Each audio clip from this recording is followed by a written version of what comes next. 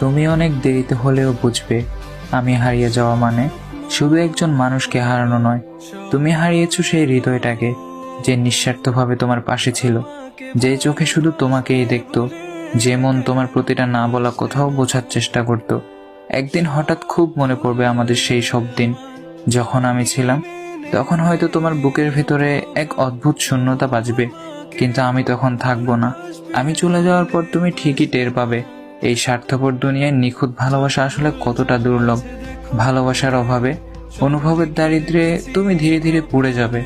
আমি যখন তোমার চারপাশে ছিলাম, তুমি বুঝে ওঠোনি আমার গুরুত্ব।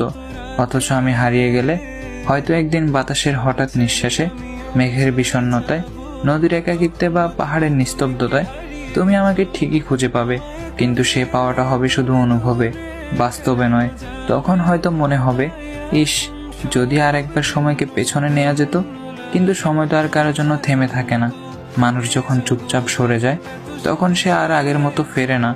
তুমি বুঝবে ঠিকই, খুঁজবেও ঠিকই, কিন্তু আমি আর ফিরবো না।